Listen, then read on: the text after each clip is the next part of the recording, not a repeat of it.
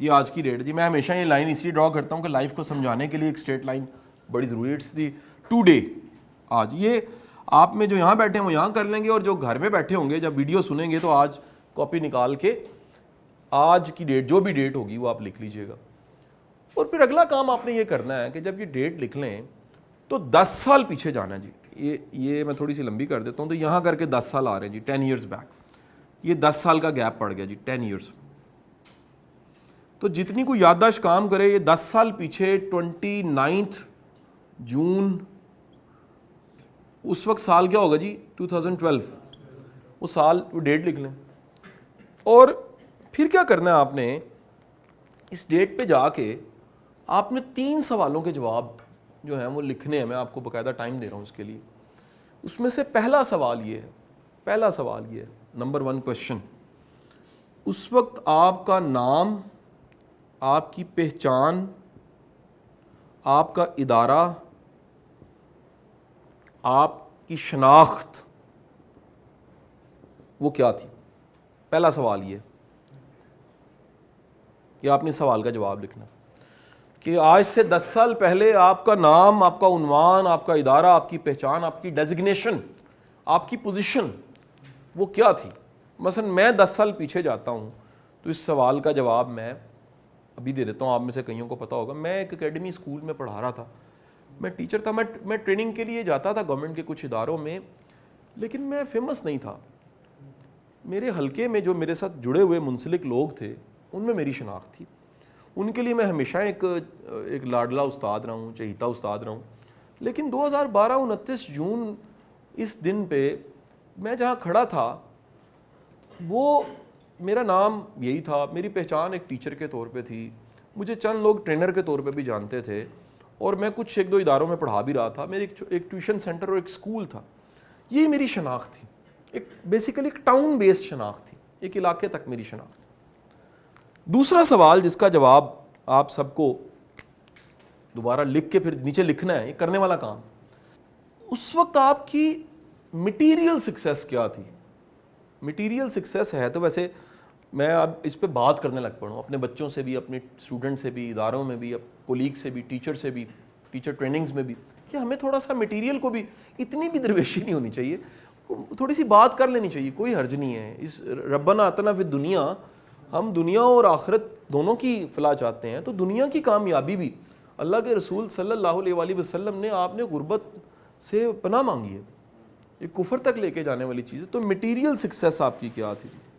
اچھا, material success میں کئی چیزیں, مٹیریل کا مطلب ہے ٹینجبل, دکھنے والی چیزیں, تو میں اس میں کئی چیزیں آپ سے کہوں گا, وہ ذرا لکھ لیں پلیز, سنیے گا جی. کیا کیا آپ کی منتھلی انکم کتنی تھی, نمبر 1. نمبر 2, آپ کے نام کیا کیا تھا. بے شک وہ موٹر سائیکل ہی نام تھی, وہ گاڑی نام تھی, وہ 5 مرلے کا گھر آپ کے نام تھا, وہ نہیں تھا, وہ لکھ لینا. اچھا, پھر شادی شدہ تھے یا نہیں شادی شدہ تھے, ٹھیک ہے. پھر اولاد, یہ آپ نے مٹیریل سکسیس یا مٹیریل چیزیں, مٹیریل گینز یہاں پہ لکھ دینی ہیں. 2 چیزیں ہوں. تیسری بات, تیسرے سوال میں 2 چیزیں لکھنی ہیں. ایک اس وقت کے خواب کیا تھے, اسے خواب کا میں 2 نام دے رہا ہوں. خواب یعنی امیدیں, اور اس کے علاوہ کیا لکھنا ہے آپ نے, اس وقت خوف اور خدشے کیا تھے. تھوڑا سا یادداشت پہ زور ڈالنا پڑے گا. خوف, مثبت مستقبل کیا دکھ رہا تھا, اور منفی مستقبل کیا دکھ رہا تھا. یعنی اگر سامنے کی طرف دیکھتے تھے تو اس میں مستقبل میں کیا دکھ رہا تھا آپ کو, امیدیں کیا تھی, خواب کیا تھے, اور خوف اور خدشے کیا تھے. خدشے کیا تھے, کیا لگتا تھا یار کیا ہو جائے گا, یہ نہ ہو جائے کہیں.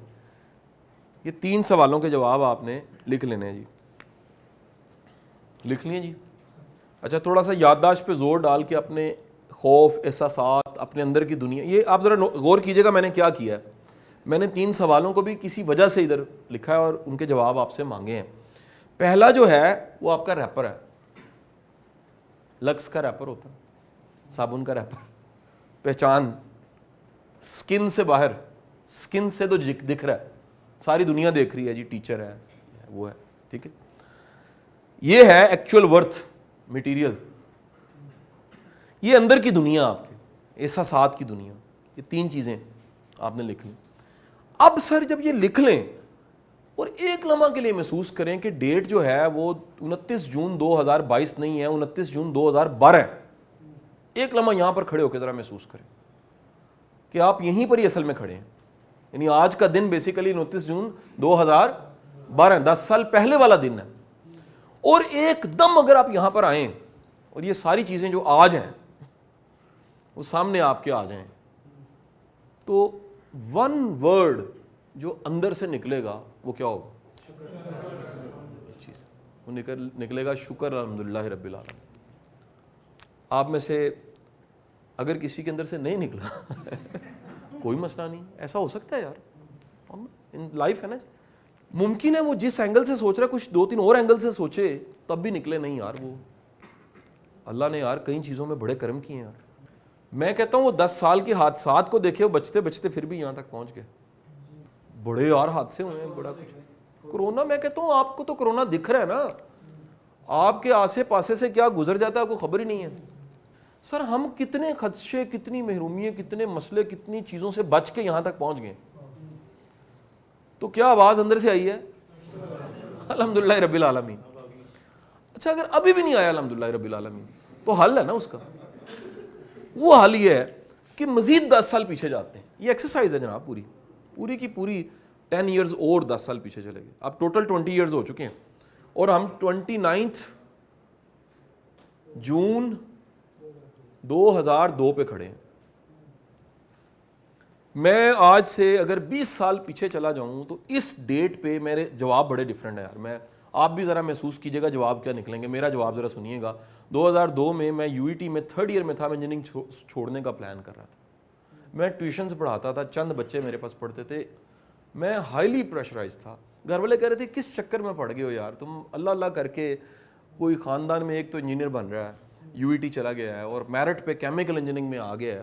تو اس زمانے میں تو تھوڑے سے انجینئرز ہوتے تھے پورے کیمیکل انجینئر پاکستان میں, ٹوٹلی کو 100-150 انجینئر ہوتے تھے. تو یہ اللہ نے موقع دیا ہے, کل کو تم کہاں سے کہاں پہنچ جاؤ گے. نمبر 1 شناخت, کچھ کا میں استاد تھا, پڑھا رہا تھا کیونکہ, اور باقی بھی کچھ چیزیں پلے نہیں تھیں. اور خواب جو تھے, آپ یقین کیجئے میں اپنے فیلوز کے خواب آپ کو بتا رہا ہوں, وہاں سے آپ خوابوں کا نا لیول کا اندازہ لگا لیں گے کہ یونیورسٹی میں پڑھنے والوں کے خواب یہ تھے کہ یار اگر 15,000 کی ہمیں اگلے سال 2003 میں ہم نے پاس آؤٹ ہو جانا تھا 4th ایئر پہ اینڈ پہ, تو اگر ہمیں کوئی 15,000 روپے کی داؤد ہرکولیس میں جاب مل گئی نا تو کنفرم 2005 میں شادی ہو جائے گی. یعنی اس سے بڑا کسی کا خواب نہیں تھا. یقین کریں یار 15,000 روپیہ. اچھا بڑوں کے خواب میں آپ کو بتا رہا ہوں کیونکہ اس سن میں مجھے ابھی بھی یاد ہے. تو میں اس وقت بتا رہا ہوں سواری کی حالت یہ تھی کہ پوری کلاس میں, میں کنفرم بتا رہا ہوں آپ کو, اگر ہم دونوں سیکشنز میں کوئی 100 لوگ تھے, ایمانداری سے اپنی سواری جسے کہتے ہیں نا, وہ 15 لوگوں کے پاس تھی, شاید 15 لوگوں کے پاس. ان میں سے مانگ دی میں کو, میرے پاس ED70 تھی. آج سے مطلب فقط 20 سال پہلے یار.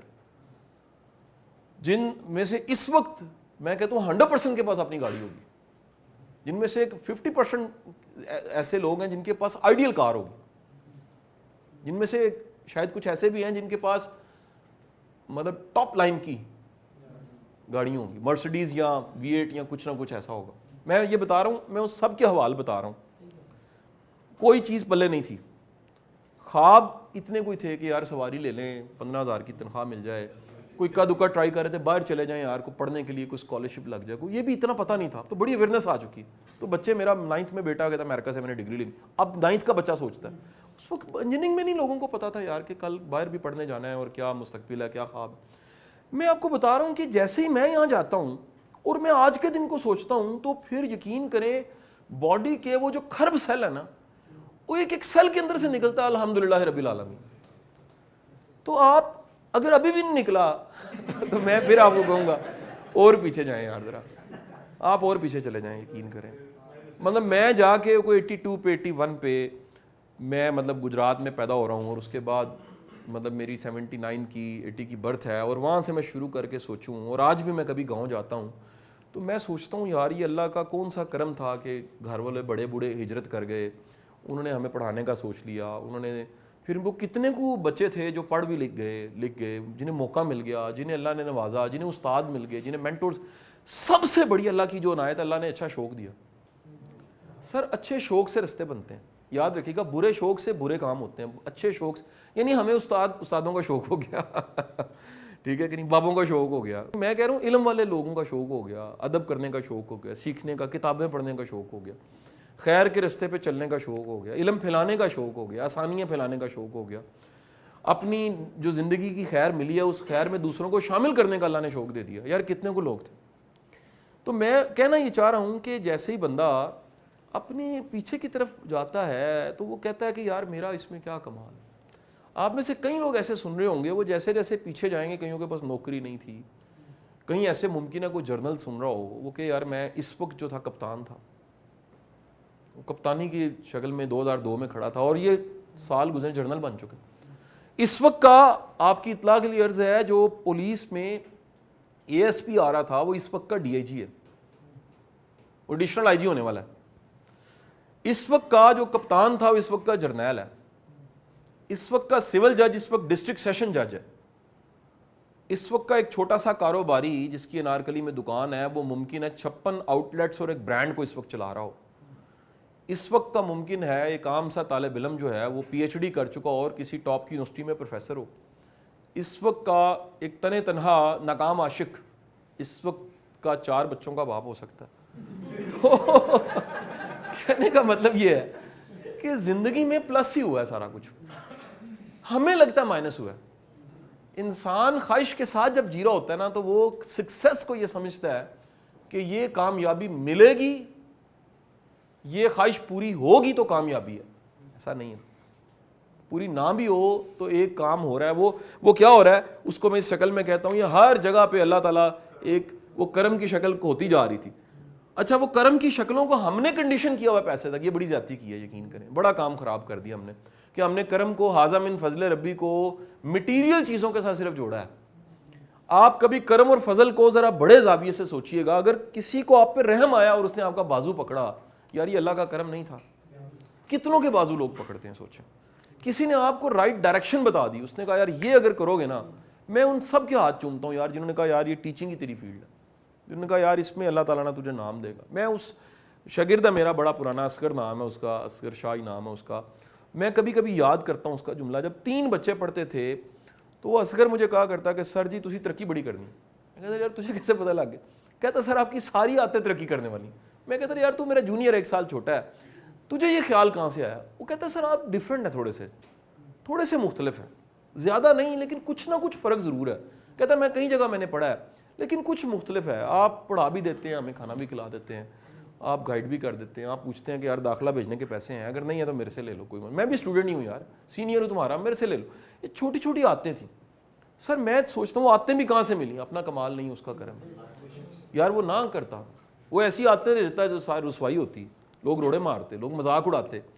آج لوگ الزام لگا دیتے ہیں, جھوٹ بول دیتے ہیں, پروپیگنڈا کرتے ہیں. شکر ہے سچ نہیں کہتے یار, اللہ نے پردے رکھے ہوئے ہیں. 1000 کمزوریاں ہوں گی زندگی میں, اللہ نے کرم کیے ہوئے ہیں, وہ یہ بھی کرم کی شکل ہے.